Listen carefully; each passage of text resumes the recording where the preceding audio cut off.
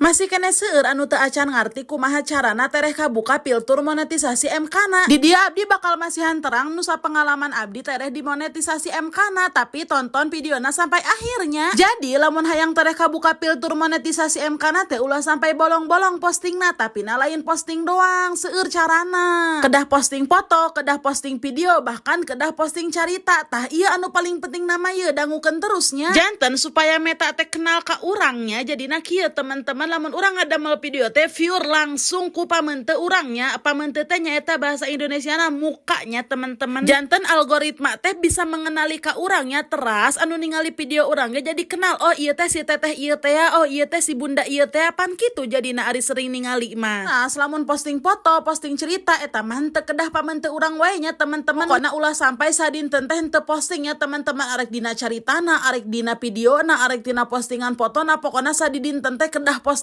terusnya teman-teman. Insya Allah lah menerapkan eta mah pastina oge sabulan ge langsung di MK, karena abdi pengalamanna kos kitu konsisten 1 bulan kabuka piltur monetisasi MK-na. Jadi teman-teman semangat terusnya nepikeun kabuka piltur monetisasi MK.